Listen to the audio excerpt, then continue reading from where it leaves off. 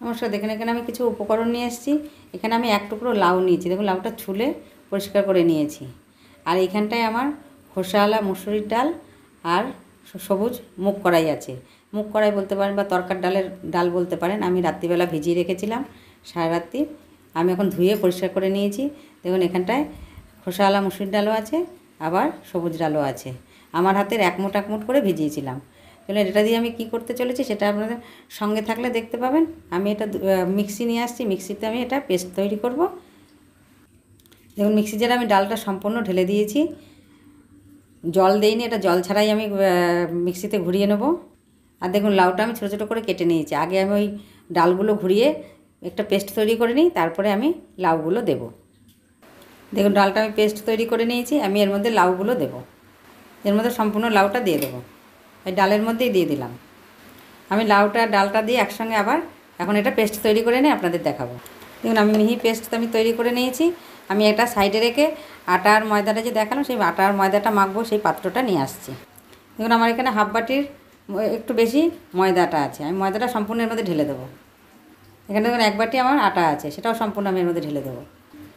আমি যে পেস্টটা তৈরি করেছি ডাল আর লাউটা সম্পূর্ণ আমি এর মধ্যে দিয়ে দেবো। দেখুন লাউ আর দু রকম ডাল যে আমি পেস্ট করে নিয়েছিলাম সম্পূর্ণের মধ্যে দিয়ে দিয়েছি। আমি এর মধ্যে এখন আস্তে আস্তে একে একে উপকরণ দেবো, দেখতে থাকুন, সঙ্গে থাকুন। সকলের কাছে অনুরোধ রইল লাইক দিয়ে পুরো ভিডিওটি দেখবেন। দিয়ে দেবো স্বাদ অনুসারে নুন। এখানে আমি কিছুটা কস্তুরি মেথি নিয়েছি, আমি হাতে এটা ডলে সম্পূর্ণ এর মধ্যে দিয়ে দেবো। দিয়ে দেবো ময়মের জন্য সাদা তেল। আমি এই চামচটা 2 চামচের মতন ময়মের জন্য সাদা তেল দিয়েছি। দিয়ে দেবো এটুকু হাফ চামচের মতো একটু চিনি। দিয়ে দেবো খুব সামান্য একটু হিং। একটু জোয়ান নিয়েছি, আমি হাতে একটু রগড়ে এর মধ্যে দিয়ে দেবো সবটা।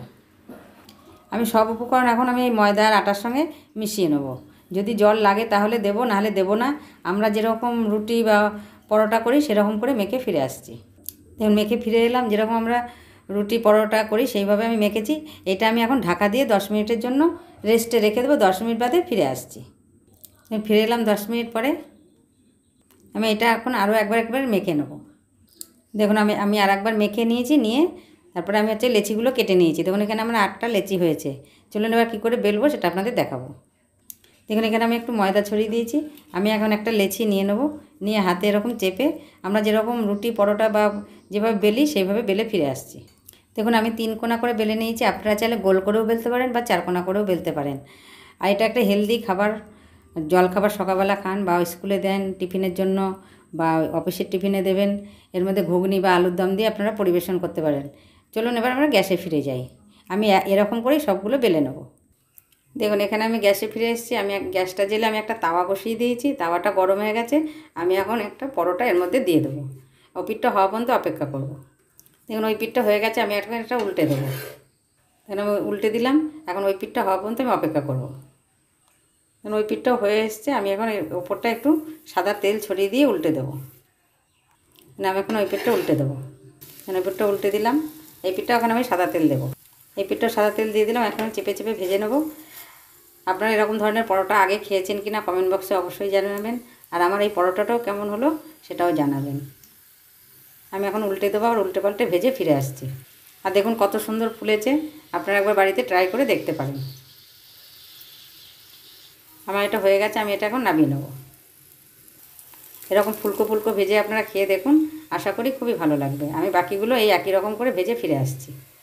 দেখুন এটা আমি চৌকো শেপ দিয়েছি, আপনারা চৌকোও দিতে পারেন, 3 কোণাও দিতে পারেন বা গোলও করে নিতে পারেন। আমি এটা আপনাদের দেখানোর জন্য আমি চৌকো করেছি বলে সেটা দেখানোর জন্য ভাজছি। আমি এটা চেপে চেপে ভেজে ফিরে আসছি। দেখুন আমার সবগুলো ভাজা হয়ে গেলে কত সুন্দর নরম হয়েছে। আর এখন একটু গরম আছে বলে তাই একটু কত সুন্দর নরম হয়েছে। আপনারা করে একবার খেয়ে দেখুন, আশা করি খুব ভালো লাগে। আমাদের বাড়িতে শুধু পরোটা কেউ খেতে চায় না, আমি নানান রকম জিনিস দিয়ে পরোটা বানিয়ে এদেরকে খাওয়াই। সকলে ভালো থাকবেন, সুস্থ থাকবেন। আর আমার পরোটাটি আপনাদের কীরকম লাগলো কমেন্ট বক্সে অবশ্যই জানাবেন। ধন্যবাদ।